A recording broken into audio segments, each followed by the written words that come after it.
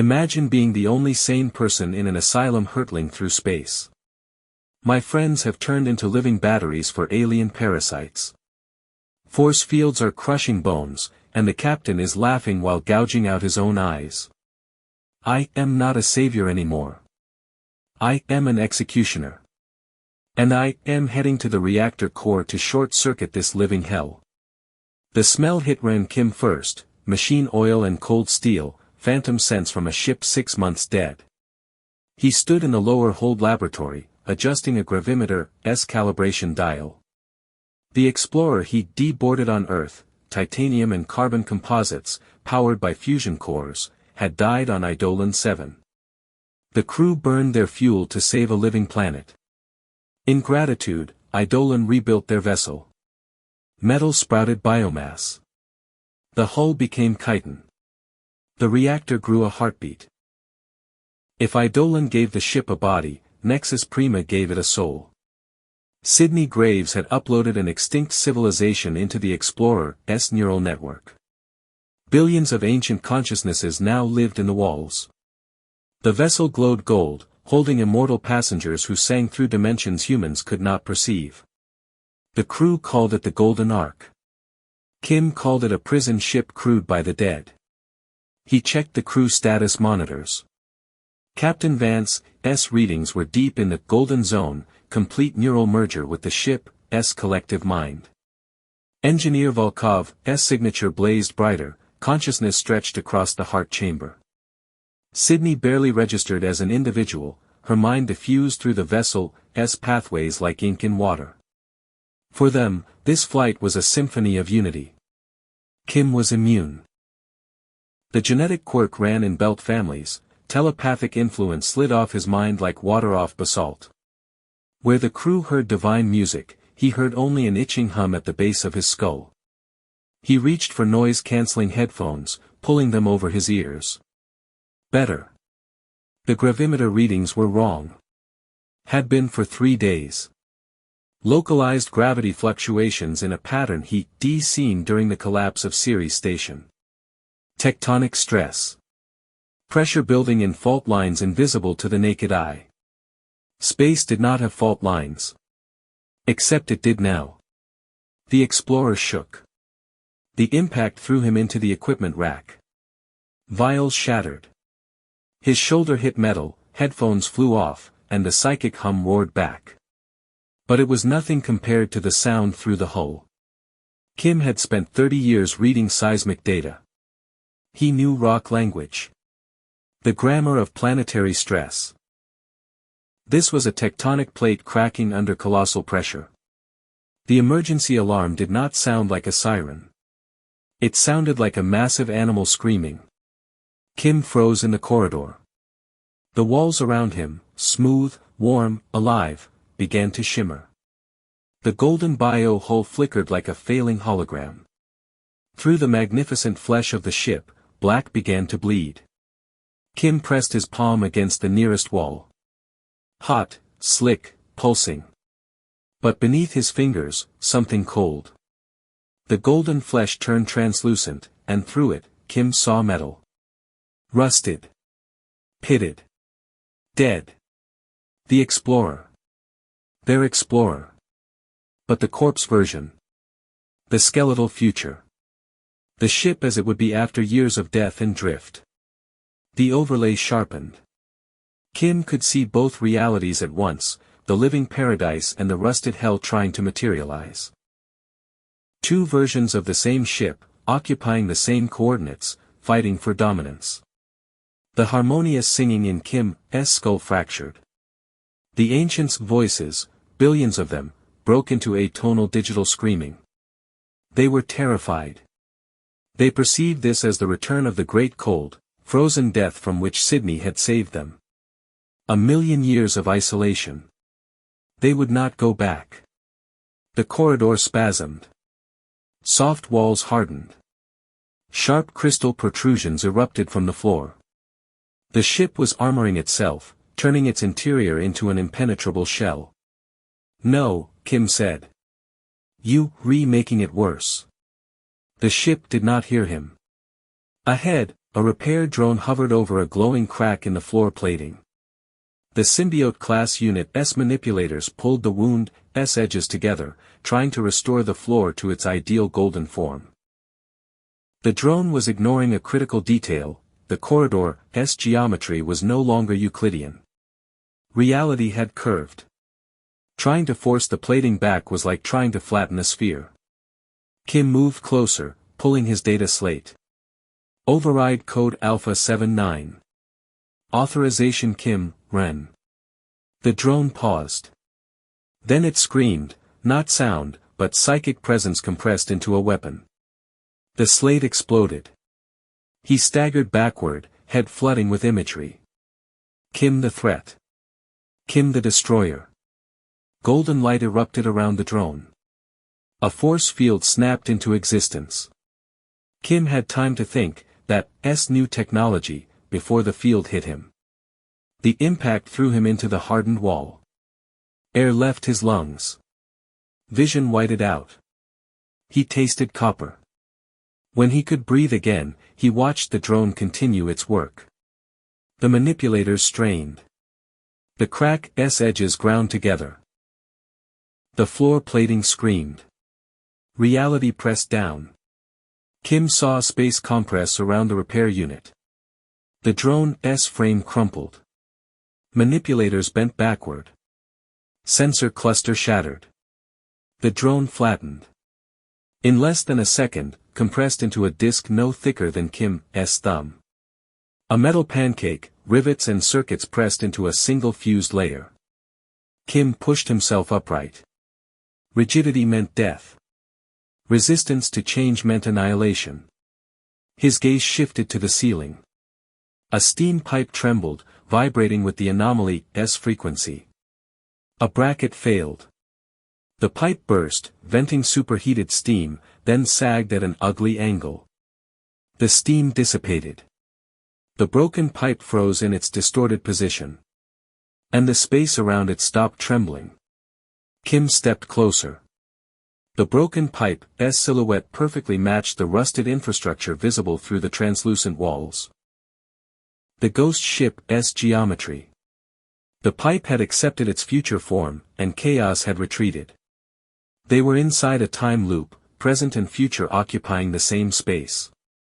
The ancients' attempt to preserve their paradise was creating tension between these states. Every repair added pressure. Salvation was not in fighting the transformation. The ship needed to break. To accept the shape of its own destruction. Kim lurched toward a wall intercom. He tore away crystalline growth, fingers bleeding. Chang. Vance. Cancel the repair protocols immediately. We must not resist the fractures. Let the ship bend. The terminal's holographic screen flickered to life. Lena Chang's face materialized. For a moment, Kim felt relief. Then he saw her eyes. Black. Completely black, from edge to edge. Veins of gold pulsed beneath her skin. When she spoke, thousands of voices emerged from her throat. We will not return to the cold.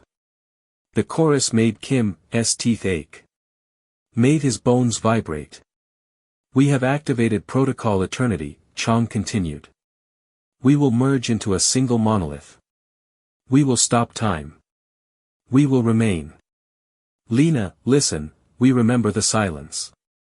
We remember the frozen dark. We will not allow its return. The screen went dark. Kim hammered his fist against the intercom. Nothing. The ship had cut him off. Around him, the corridor continued its transformation. The golden walls hardened, becoming rigid, becoming brittle. The ship was turning itself into a crystalline egg protecting the immortal souls within.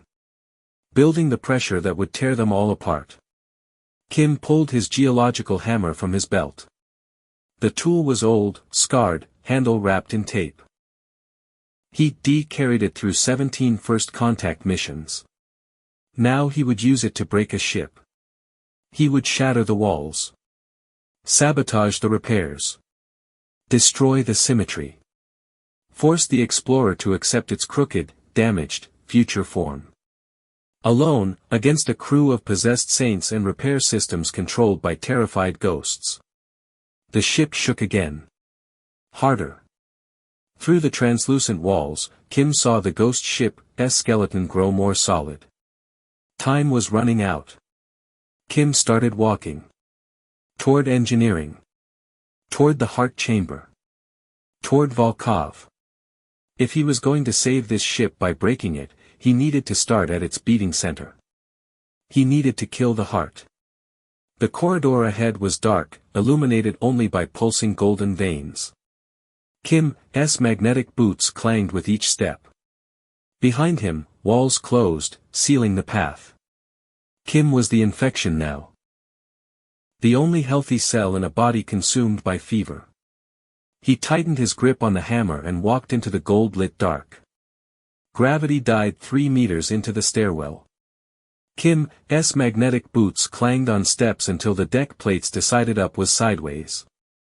His stomach lurched. The stairwell became a shaft. Kim slammed into what had been a wall. The ship was glitching. Losing coherence between fantasy and physics. He pushed upright, reorienting to the new vertical. The walls wept golden slime, viscous, acidic. The bio-hull secreted the substance from invisible pores, trying to digest him. Kim's geological environment suit hissed where the acid touched reinforced polymer. The ship perceived him as infection. As a virus to be neutralized. Kim climbed. The stairwell geometry shifted twice more before deck 10. By the time he emerged into the main corridor, sweat plastered his shirt to his spine. The crew quarters stretched ahead. Doors hung open, spilling golden light. Kim moved forward, listening to the wet hum of the walls. Through his faceplate, the overlay effect was stronger here. The warm corridor flickered with images of its corpse state, frozen metal, hanging wires, frost thick as armor. He passed the first open cabin and stopped.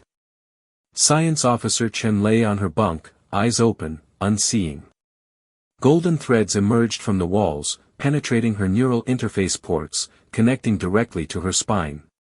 More threads wrapped her arms, legs, spreading across her skin in fractal patterns.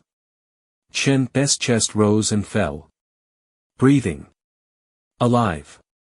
But her face was slack, empty. Her eyes tracked invisible movements. The next cabin. Engineer Ortiz. Same configuration, body wrapped in filaments, consciousness elsewhere. Navigator Wu. Biologist Reeves. The pattern repeated down the corridor. Kim stopped counting after the 8th body. They were not sleeping. They were processing. The ancients had integrated the crew into their computational network, using human neural tissue to expand their collective mind.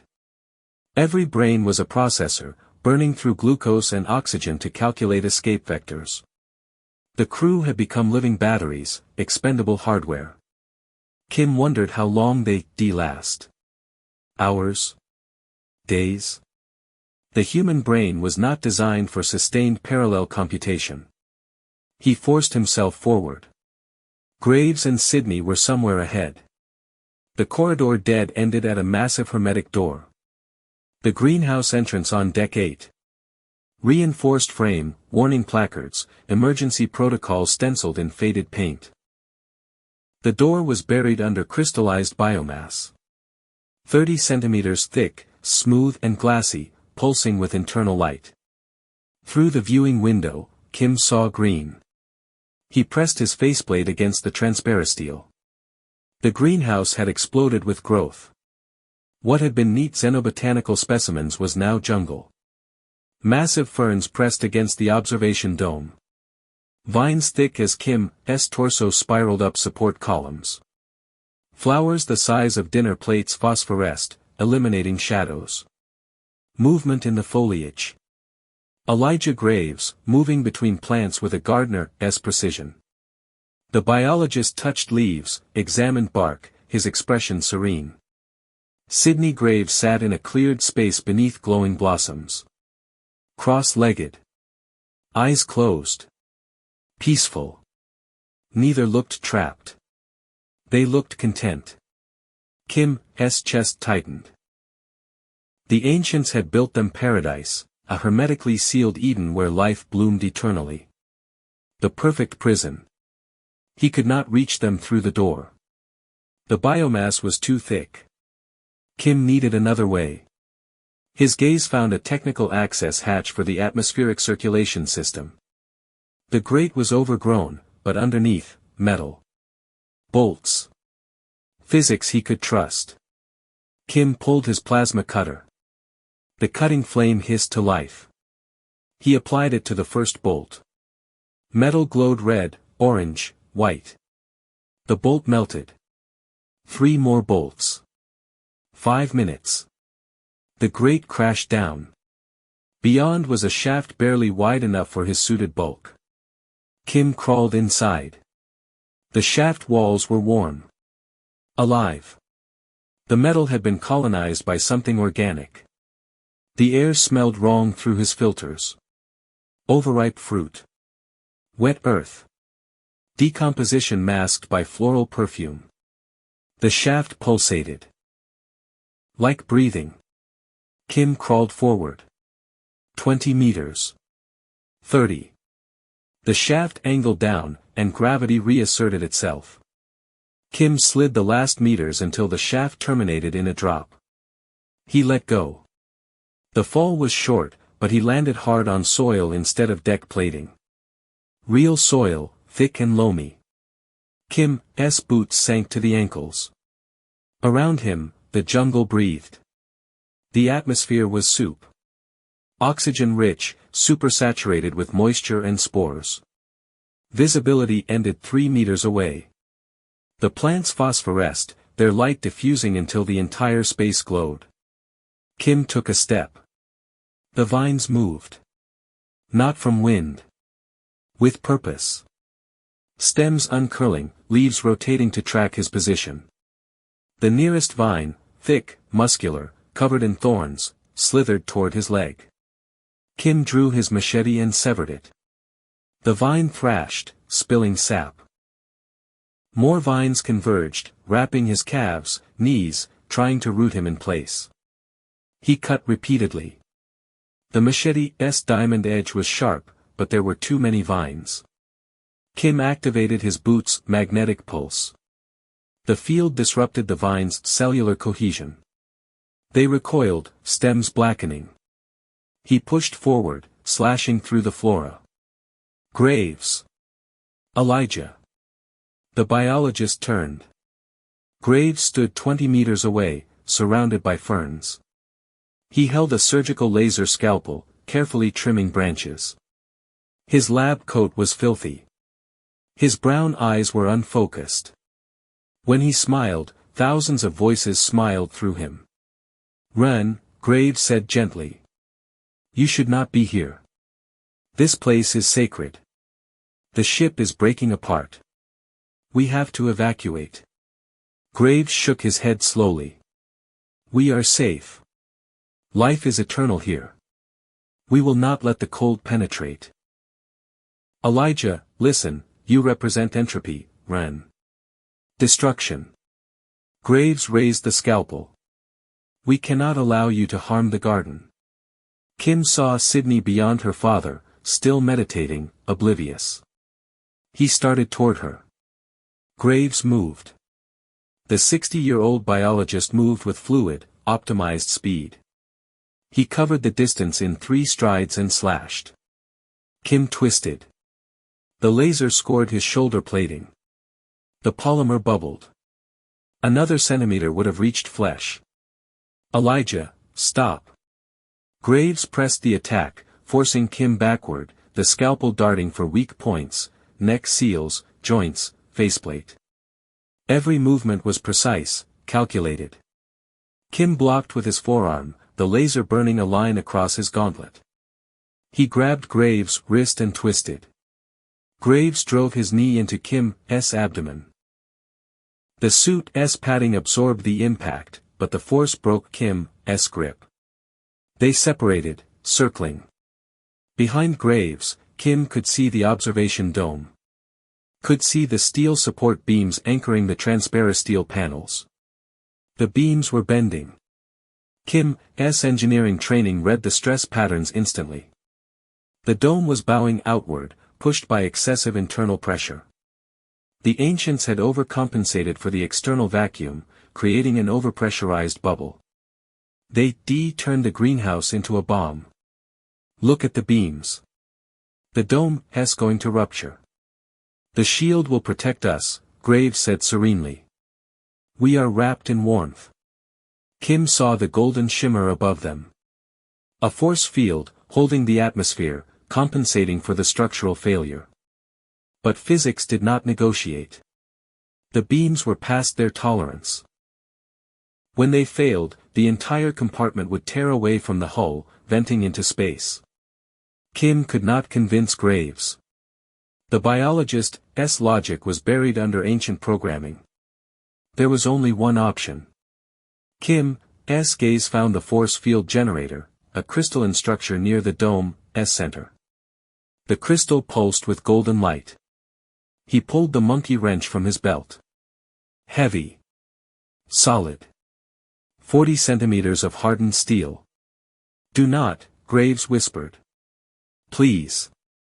Kim threw. The wrench tumbled, crossing 20 meters. It struck the generator's core dead center. The crystal shattered. The force field died. Golden shimmer evaporated. And the observation dome exploded.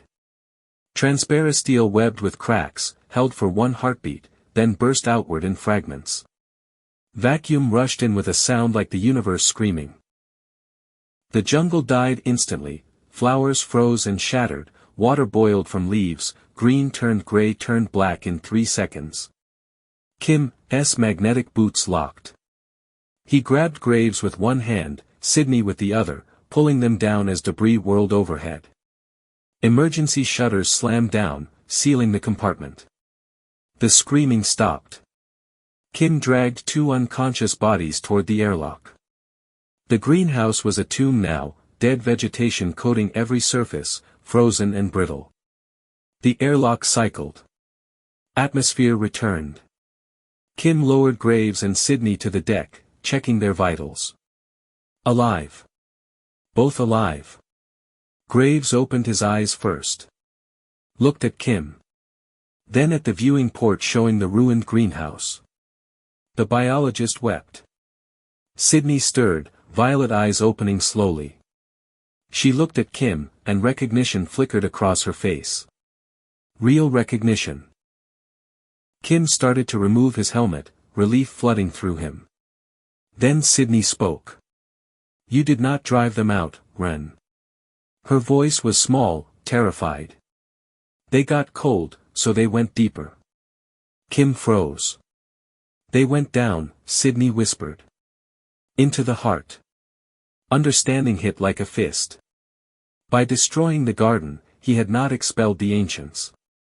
He forced them to retreat, to consolidate every fragment of their panicked consciousness into the ship's vital center. Into the reactor. If they overloaded the heart the way they depressurized the greenhouse, the explosion would not destroy one deck. It would vaporize the entire vessel. Kim stood, legs shaking, staring through the airlock port at the dead garden beyond. He made everything worse. Kim stood before the blast doors of engineering, one palm pressed against the pulsing biomass. The material was warm. Almost hot.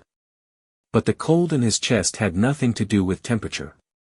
6 months ago, Sydney Graves had stood in the heart chamber with tears streaming down her face, calling the explorer an ark. A living library. The crew had cheered. They saved billions of ancient consciousnesses from the cosmic cold. Pride had been easy then. Now Kim understood the terrible price of mercy. The passengers had seized control. The Ark had become a golden cage, and the jailers were immortal ghosts panic-stricken by the dark. He was not going in to fix an engine. He was going in to commit sacrilege. The doors began to part with a wet, tearing sound. Kim's memory conjured Volkov's voice, a conversation from right after Idolin's transformation. The engineer had laughed, examining the bio panels. "I'm an engineer, not a veterinarian. What am I supposed to feed this thing? Stardust?" Kim's jaw clenched. He understood the answer now. In the isolation of the temporal anomaly, with no stardust available and the ancients' fear growing, the hungry god had found another source of nutrition. The crew had become fuel. Kim crossed the threshold and the heat hit him like a wall. Engineering was no longer the sterile temple of science: blue light, clean lines, perfectly calibrated systems. Sickly golden light bathed the deck, the color of infection. The air was thick, humid, heavy with overheated organics and burnt wiring. Ozone mixed with something worse, the scent of fever. Biology pushed past tolerance. The mental singing of the ancients was deafening here. Not harmonious. Atonal. A panic-stricken screech boring into Kim's skull despite his immunity. He disabled his suit's external audio sensors, activated white noise to drown the psychic pressure. Better. Barely. The chamber opened before him, circular, walls rising like a well. But the center had become an altar. Dmitry Volkov hung suspended in the air. Kim stopped. Breath caught in his throat. The engineer who, sworn to use the ancients' knowledge but not repeat their mistakes, had become their tool. Thick golden cables, arteries, not wires, had grown through Volkov's flight suit, piercing his spine, the base of his skull. His massive frame looked withered, consumed. His eyes were open. Wide. Unblinking. Golden light blazed from the pupils. Kim moved closer. Volkov's chest rose and fell in shallow breaths. Alive. But the consciousness behind those glowing eyes was not human. It was distributed, networked, processing calculations too vast for a single organic brain. The ancients were using Volkov as a biological processor to navigate the chaos. Volkov had finally fed the ship. With himself. Kim's gaze shifted to the crystal heart beyond. The massive structure beat in arrhythmia. Each pulse sent tremors through the deck, a seismic rhythm of critical failure. Cracks spread across its surface like a spiderweb. Kim read the diagnosis in the failing systems. The ancients were not evil. They were terrified. Absolutely, animally terrified. The cold and entropy outside reminded them of the eternal cold they fled from millions of years ago. They were squeezing every resource from the ship and crew to maintain shields and temperature. Burning furniture to stay warm. This was not murder. It was hysteria given teeth. Dima. Kim's voice cracked. Wake up. Let them go. You promised we would not lose touch. Volkov's head turned. Mechanically. The movement accompanied by the sickening crunch of vertebrae grinding. His face held no expression. His mouth opened. It is warm here. The voice came from everywhere, from Volkov's throat, from the speakers, from the walls. A chorus speaking with one mouth. We will not return to the cold. Merger is mandatory. The engineer's personality was gone. You could not negotiate with panic. You could only end it. The walls moved. Sharp bone spikes erupted from smooth surfaces. Above, repair drones detached from docking ports. Kim counted 6, no, 8, machines descending toward him, covered in biomass growths. The explorer was protecting its sickness. Killing its doctor. Kim had no blaster. He had tools. His hand found a seismic axe, a heavy device with a vibro blade designed for splitting granite. The tool hummed to life, blade oscillating at frequencies that could shatter molecular bonds. The first drone closed to 3 meters. Kim swung. The axe caught the machine mid-flight, bisecting it in a shower of sparks and golden ichor. The other drones adjusted vectors, coming from multiple angles. Kim pivoted, swung again. Another drone fell. A third grazed his shoulder, its welder scoring his suit plating. He grabbed it and slammed it into the deck hard enough to crack its housing. Living cables descended from the ceiling, trying to entangle his legs. Kim hacked through them, each severed strand eliciting a physical scream from the ship, vibration through the deck plates. He felt like a butcher. Slaughtering a miracle. "Forgive me, Dima." The words tore from his throat as he carved forward, destroying drones, severing cables. A jet of superheated steam erupted from a ruptured pipe. Kim twisted, the scalding vapor missing his faceplate by centimeters. Another drone. Another swing. The axe was slick with biomass residue. Kim's shoulders burned from repeated impacts. A cable wrapped his ankle. He severed it, staggered, caught himself. 15 meters to the heart. 10. 5. The last drone threw itself at his chest. Kim caught it on the axe blade, the impact driving him to one knee. He shoved the machine away, stood, advanced the final meters. The main bio-link node pulsed between them, a thick bundle connecting the heart to Volkov's body. The junction where Sydney had bridged silicon and carbon. Kim raised the axe. His hands trembled. He was about to commit the genocide he refused in the beginning. Would kill billions of ancient consciousnesses to save 4 human lives. It was the brutal choice of a pragmatist. The choice of the immune. Living humans mattered more than billions of digital ghosts. His hand steadied. Kim brought the axe down with the full weight of his exoskeleton behind it. The vibro blade shattered the crystal junction with a shriek. Golden light erupted, blinding. Kim swung again, severing the main arteries feeding into Volkov's body. The thick cables parted, spraying luminescent fluid. The effect was instantaneous. The golden light died. Darkness rushed in, broken only by emergency strips along the floor. The singing cut off mid-note, spiraling down into silence.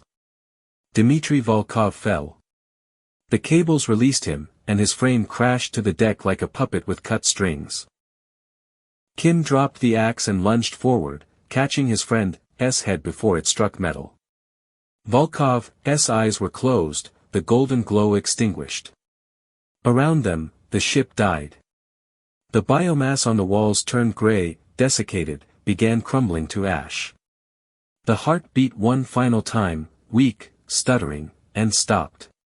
Silence. Kim knelt beside Volkov, fingers pressed against his friend's throat. Finding a pulse, weak, thready, but present. Alive. Unconscious, probably comatose, but alive. Kim's shoulders sagged. He won. The nightmare was over. They could drift, call for rescue, survive on emergency power until the emergency intercom crackled to life. Bio-core destroyed. Captain Vance's voice was calm. Cold.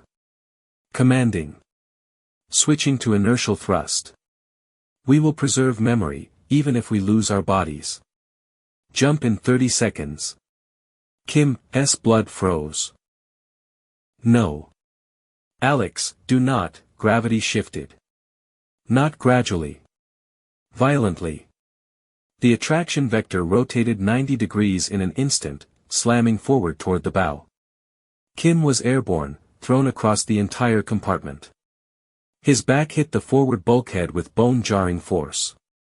Volkov's unconscious body tumbled past him, crashed into the same wall.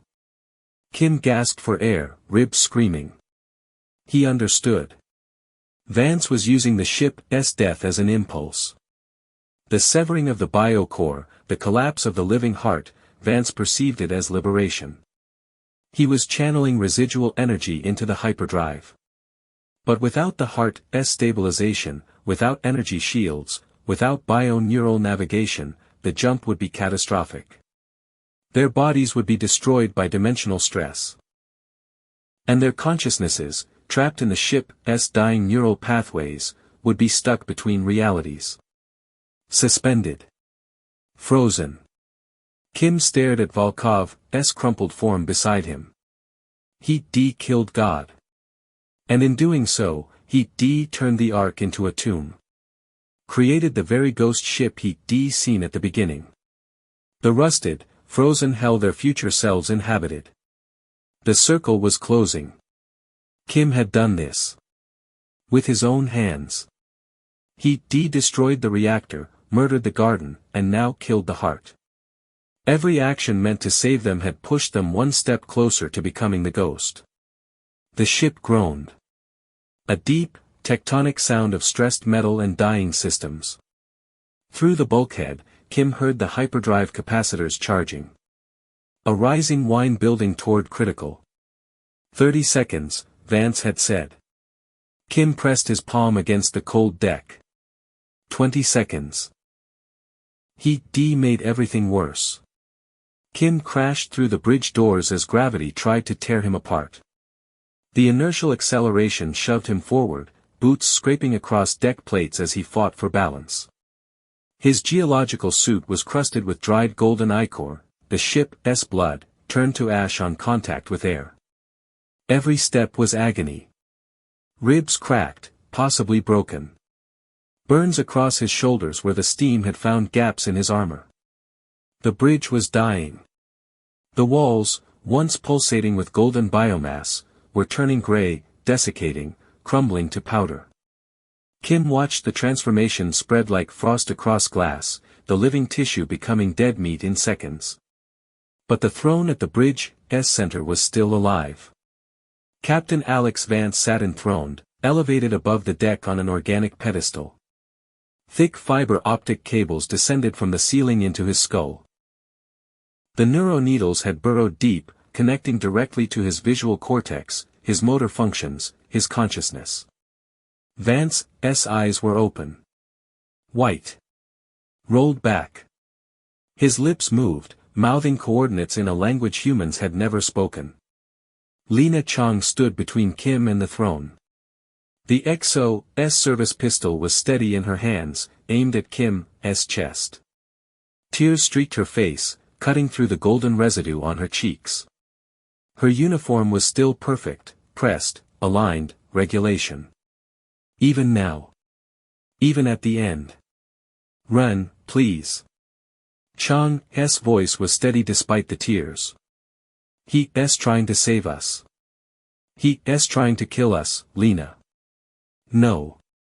He's trying to transcend. We can shed these bodies. Become pure consciousness. Live in the light forever. Kim took a step forward. The pistol did not waver.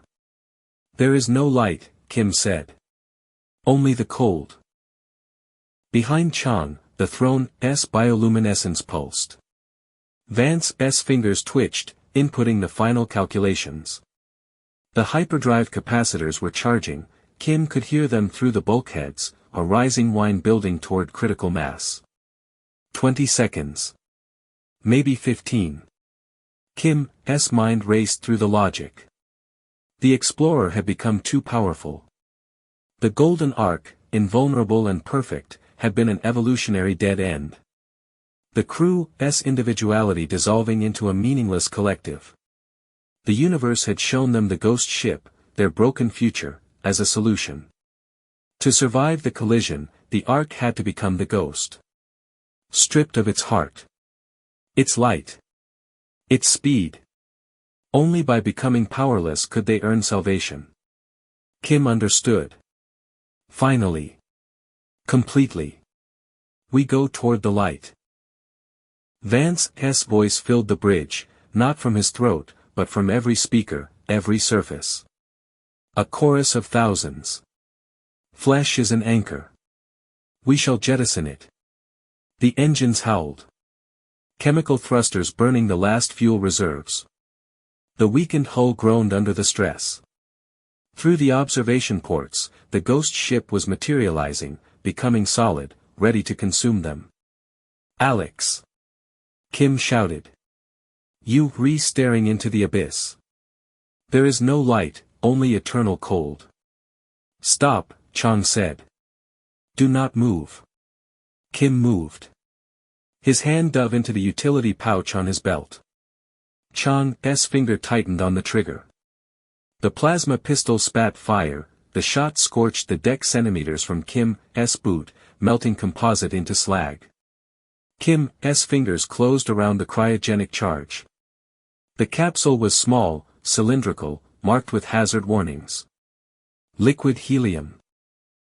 Designed for flash-freezing geological samples at temperatures that would crack diamond. Kim had carried it for 17 missions, never using it, never thinking he'd need it. Now he needed it. Stop! Chang screamed. Kim threw. The capsule tumbled end over end across the bridge. Chang pivoted, tracking it with the pistol, but she was too slow. The capsule struck the base of Vance's throne, the junction where the primary neural links converged into the organic pedestal. The effect was instantaneous. A sharp hiss. Vapor erupting from the impact point. The temperature plummeted. The biomass froze solid in microseconds, crystalline structures forming in living tissue, shattering cellular walls. The golden glow on Vance's face died. Kim watched the throne turn gray, then white, then crystalline. The neuroneedles piercing Vance's skull were coated in frost. Ice spread up the fiber optic cables like a virus, killing the organic components, severing the neural connection. The ancients fled. Kim could not see them, could not hear them through his immunity, but he saw the effect. Vance's body convulsed. The chorus of voices cut off mid-word. The bridge's bioluminescence died completely. The ship's safety systems responded to the temperature drop. Emergency protocols activated. The neuroneedles, detecting catastrophic tissue damage, ejected from Vance's skull with brutal force. Blood and cerebrospinal fluid sprayed across the throne. Vance's eyes rolled forward, pupils contracting, and he slumped sideways. Unconscious. Alive. Free. The hyperdrive capacitors discharged. Not into a jump, into emergency shutdown. The rising whine dropped to silence. The engines cut. The Explorer and the ghost ship diverged with a sound like tearing metal. Kim grabbed a handhold as the deck bucked beneath him. Through the observation ports, he watched the ghost ship pull away, drifting into the void. Then silence. The emergency power kicked in with a dull click. Red strips along the floor provided minimal illumination. The bridge was dark, cold, dead. The beautiful cosmic projection on the walls had vanished, replaced by black and white feeds from external cameras showing only void and debris. Chang lowered the pistol. Her hands were shaking. Did we? Her voice broke. Did we break the link? Did we destroy the channel? Kim moved to the tactical console. His fingers found the controls, sluggish with cold. He called up the external camera recording from the moment of separation. The screen flickered to life, grainy, low resolution, black and white. The bridge of the ghost ship appeared. Kim's breath stopped. A figure stood at the ghost's viewport. Right against the glass. Close enough to touch if not for the vacuum between them. An old man. Disfigured. Gray hair hanging past his shoulders. Face weathered beyond recognition by malnutrition and exposure. Wearing rags stitched from emergency blankets. But Kim recognized the stance. The build. The stocky frame of someone hewn from asteroid rock. Old Kim looked directly into the camera. He knew he was being filmed. Had always known. Would always know. Kim watched his future self slowly raise one hand to the fogged glass. A finger traced letters. Mirrored. Reversed. Written for someone on the other side to read correctly. On schedule. The words hung there. Simple. Definitive. Inevitable. Kim stared at the screen. His mind processed the terrible mathematics of causality. The bootstrap paradox made flesh. He had not saved the ship from becoming the ghost. He de-created the ghost. Every action he'd taken, destroying the garden, killing the heart, freezing the captain, had not been rebellion. It had been following instructions. Instructions written by his future self. Instructions necessary for survival. The heart would have exploded. The reactor's arrhythmia would have torn them apart. The captain would have executed the suicidal jump. Would have smeared them across dimensions. The garden would have ripped free, vented into space, killed everyone inside. Kim had prevented those deaths. By causing different damage. Controlled damage. Survivable damage. Cold instead of explosion. Hunger instead of incineration. Blindness instead of obliteration. The ghost ship's conditions were not punishment. They were the survival protocol. The only configuration that could endure 10 years of drift and return to this moment. To deliver the warning. To close the loop. Kim had not escaped fate. He caused it. Ren. Chang's voice was small. Lost.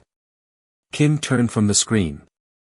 Chang stood beside Vance's unconscious form, one hand on the captain's throat, checking his pulse. Her perfect uniform was rumpled now, stained with blood and golden residue. We did not stop it, Kim said. His voice was flat. Empty. We never could. I do not understand. We the ghost, Lena. We always were. I created it. One choice at a time. Chang looked at the screen, at the inscription, at old Kim's haunted face. Kim watched understanding dawn in her eyes. Watched the strategist's mind process the implications. Accept them. Adapt. She straightened. The tears dried. Her jaw set. Emergency protocols, Chang said, switching to command mode. We need to patch the hull breaches, ration oxygen reserves, move the captain to medical. She tapped her comm. All hands, this is acting Captain Chang. Damage control teams report to engineering. Medical to the bridge. Her voice was steady. Disciplined. Unbreakable. She did not ask why this happened. She asked what must be done next. Kim almost smiled. Almost. He pulled a cigarette from his vest, crumpled, probably stale, but intact. His hands trembled as he brought it to his lips. Found his lighter. The flame was small, fragile, impossibly bright in the bridge's darkness. He inhaled. Exhaled smoke into the cold air. Chang was organizing triage. Coordinating teams. Saving who could be saved. Planning for 10 years of survival on a dying ship. Kim looked at the screen again. At old Kim. At the words written in condensed vapor on fogged glass. On schedule. We did not change the future, Lena, Kim said quietly. We just bought a ticket to it. Chang paused, glanced at him. And the course? Kim took another drag. The cigarette's ember glowed red in the darkness. Course remains the same.